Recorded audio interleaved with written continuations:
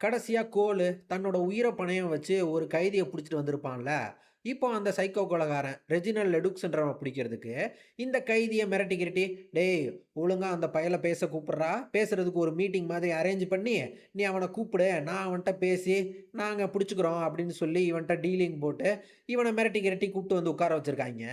அவனும் நல்லா இவன மிரட்டுனதால, இந்த கொலையில யூஸ் பண்ணப்பட்ட அந்த மெத்து ட்ரக் செய்றவனுக்கு ஃபோன போட்டு வர சொல்லியிருக்காங்க. அவன்ட்ட கோலு ட்ரக் வேணும். பதிலுக்கு நான் காசு குடுக்குறேன்னு டீல் பேசுறான். ஆனா இந்த பையங்க வந்தவன் என்ன சொல்லிப்புடுறான்னா, கோல்ட்ட மூஞ்சிக்கு நேரா சொல்லிப்புடுறான். "டேய் பேசுறப்போ உன் கண்கள்ல உன் சோல என்னால பார்க்க முடியுது. அது ஆசிட் மாதிரி ரொம்பவே உன் சோல அழிக்கக்கூடியதுன்னுட்டு போடா டேய்! குட்டி சாத்தா மாரி இருக்கு உன் மூஞ்சி. உன் மூஞ்சிய பார்த்தாலே எனக்கு புடிக்கலடா டேய்! நீ இனிமே எனக்கு ஃபோன்லாம் பேசி கூப்பிட வர சொல்லாதடா நீன்னு சொல்லிட்டு அவன்ட்டயும் சொல்லிப்புடுறான். நீங்களும் போங்கடா நீங்களும் உங்க காசுன்னு சொல்லிட்டு வேணான்டா அப்பான்ட்டு அவன் நல்லா திமிரா பேசிப்புட்டு அவன் பாட்டுக்கு எழுந்து போயிட்டாங்க.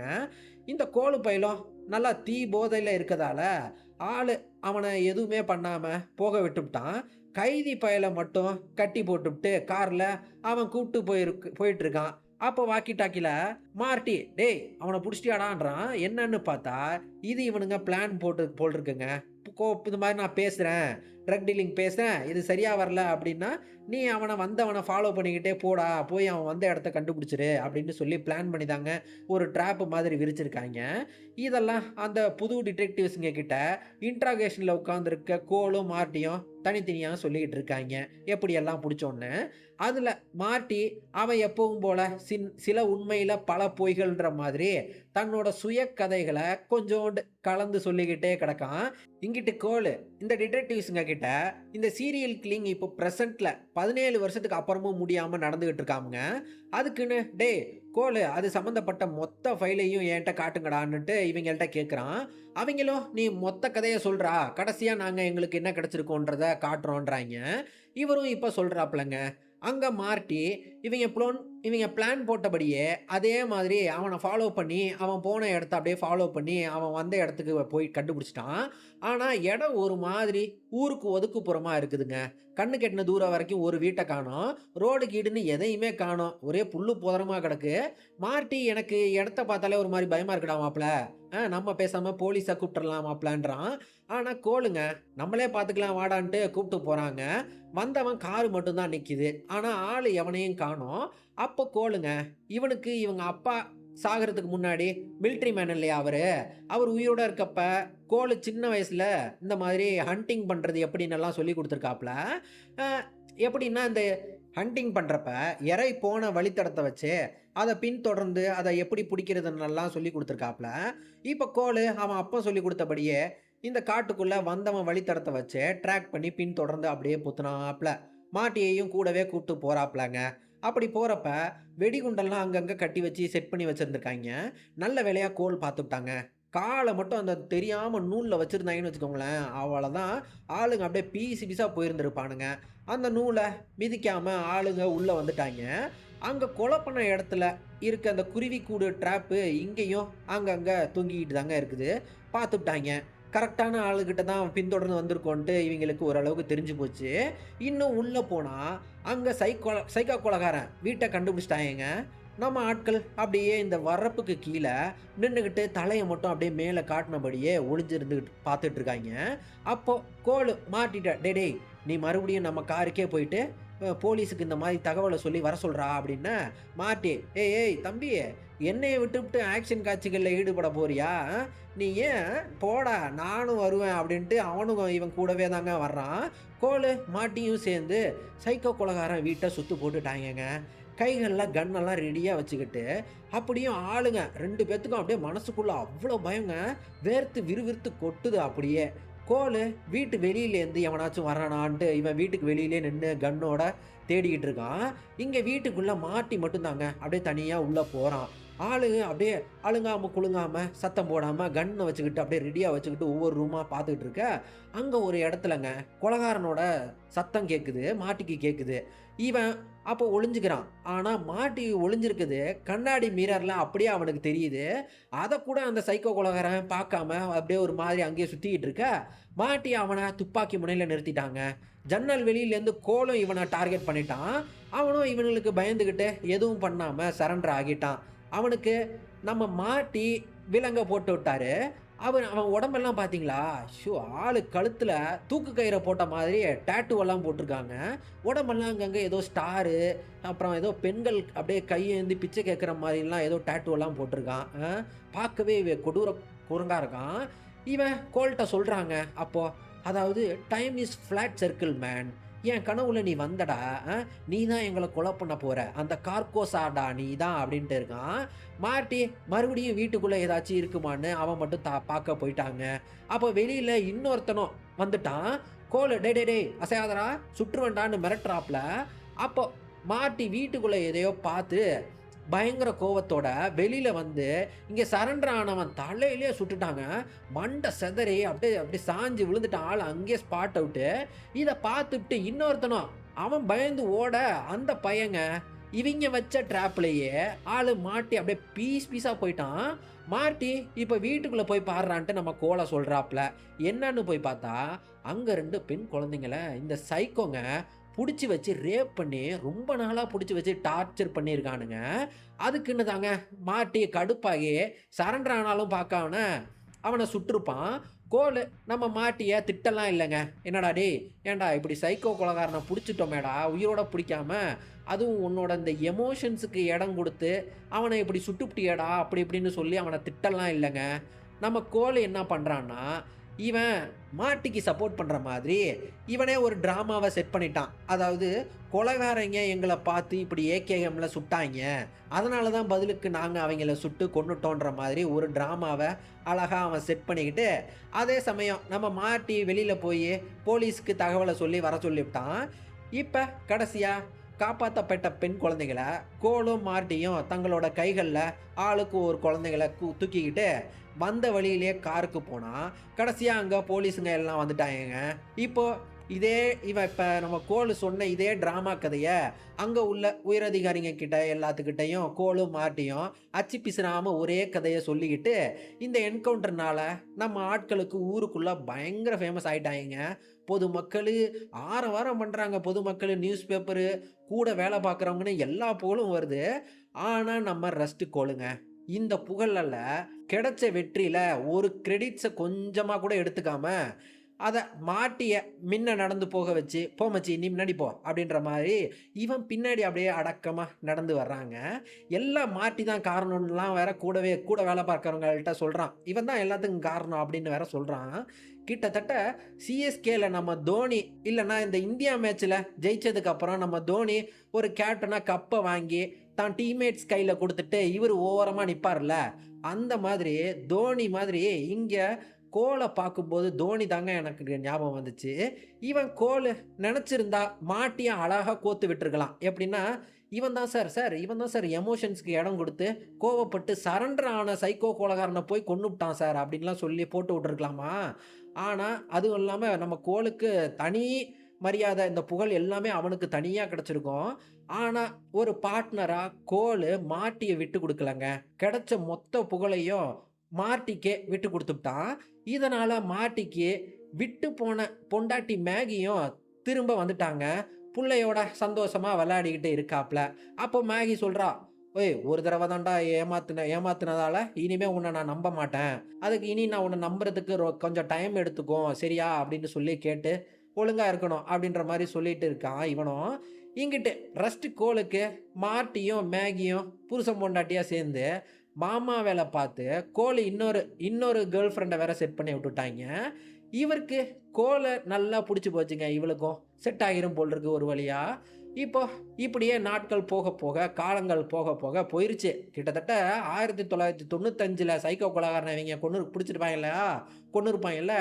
அப்புறம் இப்போ அந்த என்கவுண்டர் முடிஞ்சு ஒரு 7 வருஷம் ஆகி போச்சுங்க. கதை இப்போ 2002க்கு வந்துட்டு. இப்போ 7 வருஷம் கழிச்சு மாட்டியெல்லாம் காட்டுறாங்க. ஆளுக்கு தலையில முடிகடிலாம் கொட்டி போச்சு. பொண்ணுங்களும் பார்த்தீங்களா எப்படி வளர்ந்துட்டாளுகன்னு. மூத்த பொண்ணுக்கு கிட்டத்தட்ட 17 வயசு ஆகியிருக்கும் போல இருக்கு. ஹை ஸ்கூல் படிக்குதுங்க. ஆனா போடுற ட்ரெஸ்ஸு, கெட்டப்லாம் பார்த்தீங்களா? ஃப்ரெண்டுகள பார்த்தீங்களா இதில வேற? சிகரெட்டு புடிச்சுக்கிட்டு, நடுக்கு விரல வேற காட்டிட்டு போறாளுக. பொண்ண பெத்த மார்ட்டி சொல்றாப்ல, "ஏம்மா ஏம்மா இப்படிலாம் ட்ரெஸ்ஸு போடாதம்மான்னுட்டு." அவ அதுக்கெல்லாம் சட்டை கூட பண்ண மாட்றாங்க. பொண்ணுக்காரி மதிக்கவே மாட்றா அப்பன. இங்கிட்டு கோலு 7 வருஷம் ஆகியும் இந்த பொண்ணோட தாங்க ஒண்ணா வாழ்ந்துட்டு இருக்காப்ல. ஆனாலும் ஆளுக்கு உள்ளுக்குள்ள இந்த காதலுக்கு இதெல்லாம் விருப்பமே இல்லங்க. தப்பு பண்ணிட்டோமோ ஒரு வேள அப்படின்னு நெனச்சு டபுள் மைண்டாவே இருக்குது அவருக்கு. உள்ளுக்குள்ள பாப்போம். இதுவாச்சும் நிலைக்குதா என்னன்னு தெரியல. அடுத்ததா மார்ட்டி ரொம்பவே கோவமா தன் பொண்ண கூப்ட்டு வர்றாப்ல. என்னன்னு பார்த்தா, பொண்ணுக்காரி கார ரோடு ஓரமா நிறுத்திப்புட்டு 2 பசங்களோட ஒரே நேரத்துல ஒண்ணும் ஒண்ணுமா செக்ஸ் வச்சுக்கிட்டு கேங் பேங் பண்ணிட்டு இருந்திருக்காய்ங்க. ஒரு ஷெரீஃப் தான் எல்லாத்தையும் இவங்களெல்லாம் அரெஸ்ட் பண்ணிப்புட்டாப்ல. பொண்ணு வந்து மார்ட்டியோட பொண்ணுன்னு தெரியவும், இவர கூப்ட்டு வர சொல்லி பொண்ண மட்டும் இவரு கூட அனுப்பி வச்சிருக்காய்ங்க. மார்ட்டிக்கு செக்க கோவங்க. அ பொண்ணுன்னு கூட பார்க்காம நல்லா பளார்ன்னு செவுல காட்டி ஒண்ணு விட்டுர்றாப்ல. பொண்ணு கோச்சுக்கிட்டு வேக வேகமா ரூமு கதவ சாத்திக்கிட்டு உள்ள ஓடி போயிர்றா. இப்ப மார்ட்டிக்கு பொண்ண வேற அடிச்சுப்புட்டோமே அப்படின்னு நெனச்சு அதுக்கும் சேர்த்து வேற ஃபீல் பண்றாருங்க. மேகி பொண்ணுட்ட, "ஏம்மா ஏம்மா கதவ தொறம்மா, எதுவும் அவசரப்பட்டு எதுவும் பண்ணிக்காதம்மா. என்னாச்சு ஏதாச்சுன்னு என்ட்ட வந்து சொல்லும்மா. நான் மட்டும் தாம்மா வந்திருக்கேன். அம்மா மட்டும் தனியா தான் வந்திருக்கேன். என்கிட்ட சொல்லு" அப்படின்னுட்டு இருக்கா. இங்க வழக்கம் போல கோல ஆரம்பிச்சுட்டாங்க. அவன் அவனோட டீப் டாக்க இந்த அதிகாரிகள்கிட்ட எப்போதும் போல பேச ஆரம்பிச்சிடுறான். அது இதுன்றான். நல்லா தாங்க பேசுவாப்ல. இருந்தாலும் எப்படின்னு கேட்டீங்கன்னா, நீங்களும் கேளுங்க என்னன்னு. எப்படின்னா, நம்ம எல்லாரும் டைம் இஸ் லீனியர்ன்னு நெனைக்கிறோம்ல. அதாவது டைம் வந்து பாஸ்ட்லேருந்து ஃபியூச்சருக்கு போய்க்கிட்டு இருக்கு. அதாவது ஒரு கோடு மாதிரி. பாஸ்ட் டூ ஃபியூச்சர் அப்படி போறதா. அதாவது நீங்க பொறந்ததுலேருந்து சாகுற வரைக்கும் டைம்ன்றது அப்படியே நகர்ந்துகிட்டே இருக்கு அப்படின்னு நம்ம நெனைக்கிறோம்ல. ஆனா இந்த டைம்ன்றத ஏலியன் ஒண்ணு, அதாவது ஏலியன்னு ஒண்ணு இருந்துச்சுன்னா, அப்படின்னு ஒண்ணு இருக்குதுன்னு வச்சுக்கோங்களேன். அதுங்க நம்மலாம் எப்படி இந்த சூரியன், நிலா, பூமி எல்லாம் உருண்டையா பார்க்குறோம் இல்லையா? அந்த மாதிரி அப்படி ஏலியன்னு ஒண்ணு இருந்துச்சுன்னா, அந்த 4த் டைமென்ஷன்ல வாழ்ற அந்த ஏலியன்ங்க டைம்ன்றத உருண்டையா தான் பார்ப்பாங்க. அதாவது எப்படின்னா, இந்தோ இது மாதிரி இந்த டின்னு பீர் நசுங்குன மாதிரி இப்படிதான் ஆயிருக்குமாமா. 4த் டைமென்ஷன்னா அது ஒண்ணும் இல்லங்க. எப்படின்னா, அங்க டைம்ன்றதே கிடையாது. அங்க இருக்கக்கூடிய அந்த சயின்டிஸ்ட் கிரகத்துல சயின்டிஸ்ட்டுங்க இன்னும் டைமையே கண்டுபிடிக்கல. அப்ப அவங்களுக்கு டைமே இல்ல தானே! சயின்டிஸ்ட்டுங்க டைம்ன்றத கண்டுபிடிக்கலன்னா, டைமே இல்லன்னு தானே அர்த்தம்.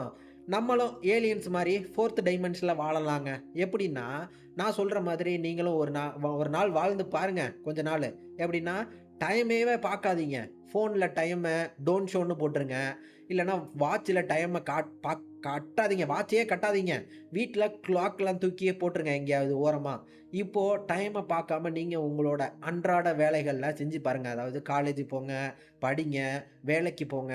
ஆனா அந்த டயத்த மட்டும் பார்க்காதீங்க. நீங்க இப்படி மட்டும் வாழ்ந்து பாருங்க கொஞ்ச நாளு. அந்த மல்டி டைமென்ஷன்ல வாழ்றீங்கன்னு அர்த்தங்க நீங்களும். எப்படின்னா, நிஜமாவே நல்லா இருக்கும். ட்ரை பண்ணி பாருங்க. ஆனா, இந்த குடிகாரங்கள்லாம் குடிய விட்டா வித்ட்ராயல் சிம்ப்டம்ஸ் வரும்ல. கொஞ்ச நாளு கை நடுங்கும், அப்படி நடுங்கும்ல. அந்த மாதிரி உங்களுக்கும் அந்த டைம பார்க்காம ஃபர்ஸ்ட்டு கொஞ்ச நாள் ஒரு மாதிரி அந்த வித்ட்ராயல் சிம்ப்டம்ஸ்லாம் வரும். அப்புறம் லைஃப் ரொம்பவே நிம்மதியாவும், அதாவது நிதானமாவும் போற மாதிரி உங்களுக்கு ஃபீல் ஆகும். நான் சொல்றத ட்ரை பண்ணுங்க. இது வந்து கோலு சொல்லல இங்க. இது என்னோட அனுபவத்திலேருந்து நான் சொல்றேன். ட்ரை பண்ணி பாருங்க. சரி, இப்ப நம்ம இங்க மறுபடியும் சீரிஸ்ல என்ன நடக்குதுன்னு பார்க்கலாம். கதை இப்போ 1995லேருந்து 7 வருஷம் ஆகி 2002க்கு வந்துட்டு இல்லையா? அங்க கோலு பெரிய ஆஃபீசர் ஆயிட்டாங்க. கைதிகள விசாரிக்கணும்னா இவன தான் கூப்பிடுறாய்ங்க. நல்லா பேசி கீசிய அக்யூஸ்டுங்க கிட்டேருந்து உண்மையெல்லாம் போட்டு வாங்கிடுறாப்ல. இப்பவும் ஒருத்தன விசாரிக்க கூப்பிட்டுருக்காய்ங்க. இவன் ட்ரக் போதையில மெடிக்கல் ஷாப்ல 2 பேத்த கொன்னுருக்காங்க. அரெஸ்ட் பண்ணிப்புட்டாய்ங்க. அவன நம்ம ஆளு மிரட்ட, அவன் என்னன்னா, "டேய் டேய் நீ தானே அந்த 1995ல அந்த கேஸ்ல சைக்கோ கொலைகாரன பிடிச்சவன் நீ தானே? நியூஸ் பேப்பர்ல கூட நான் அவன் ஃபோட்டோவெல்லாம் பார்த்தேன். ஆனா நீ கொலை பண்ண அந்த சைக்கோகாரன் அவன் உண்மையான கொலைகாரன் இல்லடா. இன்னும் அவன் ஊருக்குள்ள சீரியல் கில்லிங்லாம் பண்ணிக்கிட்டு தான் இருக்கான்டான்றான்." ஆனா இவன் சொல்றதெல்லாம் கோலு நம்பவே இல்லங்க. ஏதோ சும்மா தப்பிச்சு போறதுக்காக பொய் சொல்றான் அப்படின்ற மாதிரி பார்க்குறாப்ல. அப்போ ஒரு மாரி நம்பாம தாம்மா இருக்காங்க. அப்போ அவன் வாயிலேருந்து ஒரு வார்த்தைய சொல்றான். "எல்லோ கிங் கார்கோசா" அப்படின்ட்டு. அப்போ கோலுக்கு சைக்கோ கொலைகாரன் பிடிச்சுட்டோன்னு எல்லாம் முடிஞ்சு போச்சுன்னு நெனச்சவனுக்கு, இப்போ இதெல்லாம் முடியல போல் இருக்கு அப்படின்னு நெனச்சு அவ்வளோ கோவங்க. சொன்னவனே கடுப்பாகி நிதானத்த இழந்து அடிக்க ஆரம்பிச்சிடுறாப்ல. அப்புறம் இவன் சொன்னத மார்ட்டிகிட்டயும் "எல்லோ கிங்குன்னு ஒருத்தன் இன்னும் ஊருக்குள்ள தான் இருக்கானாம்டா. இவன் இந்த மாதிரி சொன்னான்டா மாப்ள" அப்படின்னு சொல்லி, இந்த அக்யூஸ்ட்ட பாக்க இவனையும் கூப்ட்டு யாரு மார்ட்டியையும் கூப்ட்டு பேச வந்தா, அங்க அந்த கைதிங்க தன்ன தானே கொன்னு தற்கொலை பண்ணியிருக்கான். எப்படின்னு பார்த்தா, ஜெயிலுக்குள்ள இவன்ட்ட கடைசியா யாரோ ஒருத்தன் கைதியோட லாயர் பேசுறேன் அப்படின்னு சொல்லி ஃபோன் பேசியிருக்காய்ங்க. கால் எங்கேருந்து வந்திருக்குன்னு கண்டுபிடிச்சுட்டாய்ங்கங்க. வந்த இடத்த பார்த்தா, பூத்துலேருந்து தான் கால் பண்ணியிருக்காய்ங்க. அதுவும் லாயர் போய் எப்படி இந்த பூத்துலேருந்தெல்லாம் கால் பண்ணுவாருப்ல. அதுவும் சந்தேகம் வந்துருச்சு நம்ம ஆட்களுக்கு. யாரோ கால் பண்ணி மிரட்டியிருக்காய்ங்க. இவனாவே சூசைட் பண்ணி சாக வச்சிருக்காய்ங்க இவனுக்குன்னு தோணுது நம்ம ஆட்களுக்கு. அப்புறம் கோலு ஊருக்குள்ள இந்த மாதிரி கொலை நடந்திருக்கும்ல. இதே இதுக்கு முன்னாடி இந்த மரத்துக்கிட்ட பொண்ணு ஒரு பட்ட நிலையில மான் கொம்புகள வச்சு கொன்னுருப்பாய்ங்கல்ல. இப்போ கோலு ஊருக்குள்ள அந்த இடத்துக்கு வந்து பார்த்தா, அங்க டைம் இஸ் ஃபிளாட் சர்க்கிள்ன்னு இறந்து போனவன் சொல்லியிருப்பான்ல. அதே மாதிரி மரக்குச்சிகளால இந்த உருண்டைய ஃபிளாட் சர்க்கிள்ன்ற மாதிரி செஞ்சு வச்சுட்டு போயிருந்திருக்காய்ங்க. கோலு இதுக்கப்புறமா 2002க்கு அப்புறமா ஏதோ ஒரு காரணத்துக்காக இவன வேலைய விட்டு டிடெக்டிவ் வேலைய விட்டு தூக்கியிருக்காய்ங்கங்க. எதுக்காக இவன வேலைய விட்டு தூக்கிட்டாங்க அப்படின்லாம் சீரியஸ் பார்த்துட்டு இருக்க. நமக்கு இன்னும் சொல்லலங்க. போக போக தான் சொல்லுவாய்ங்க போல் இருக்கு. எதுக்காக ஆள வேலைய விட்டு தூக்கிட்டாங்கன்னு. இப்பவும் 17 வருஷத்துக்கு அப்பமும் அதாவது 1995லேருந்து 17 வருஷம்னா இப்ப என்ன இருக்கும்? ஒரு 2012 இல்லையா? இப்போ பிரசன்ட்ல இந்த அதிகாரிங்க கிட்ட இப்போ 2012ல பேசுறாங்க. 17 வருஷம் அப்புறமும் அதே சைக்கோ கொலைகாரன ஊருக்குள்ள இதே மாதிரி கொலைகள்லாம் மறுபடியும் பண்ண ஆரம்பிச்சுட்டாங்க. அவன் இன்னும் கொலையெல்லாம் நடந்துகிட்டு தான் இருக்கு. நம்ம ஆளு கோலும் வேலைய விட்டு தூக்கிட்டாலும், ஆளு அந்த சைக்கோ கொலைகாரன எப்படியாச்சும் புடிக்கணும்னு பார்த்துக்கிட்டு இருக்காப்ல. அதாவது கொலை நடந்த எல்லா கிரைம் ஸ்பாட்லயும் ஆளு ரஸ்ட் கோலு போயிருந்திருக்காங்க. இந்த டிடெக்டிவ்ஸுங்களும் இவன் இதே மாதிரி எல்லா கிரைம் ஸ்பாட்லயும் வந்திருக்கானேன்னு தெரிஞ்சு, எங்க இவன் தான் அந்த உண்மையான சைக்கோ கொலைகாரனா இருப்பானோ? ஒரு வேளை இருக்குமோ? அப்படின்ட்டு இவன தான் புடிச்சு விசாரிச்சுட்டு இருக்காய்ங்க. விசாரணையில இவன் அந்த கொலைகாரன் இல்லன்னு இவங்களுக்கு தெரிஞ்சு போச்சு இல்லையா? இருந்தாலும் இவன் அந்த குற்றவாளி பத்தி ஏதாச்சும் லீடு கீடு சேக வச்சிருக்கானா? அப்படின்னு எதுவும் பார்க்குறாய்ங்க. அப்படி வச்சிருந்தான்னா, இல்ல எதுவும் லீடு எதுவும் வச்சிருந்தான்னா, அத கோல் கிட்டேருந்து தெரிஞ்சுக்கிட்டு, அந்த சைக்கோ கொலைகாரன இவனுங்க இந்த புது டிடெக்டிவ்ஸுங்க புடிச்சு, நம்மளும் பெரிய ஆள் ஆகிரலாம், அப்படியே ஃபேமஸ் ஆகிரலாம். இந்த கோலும், மார்ட்டியும் 1995ல புடிச்ச அது உண்மையான கொலைகாரன் இல்ல.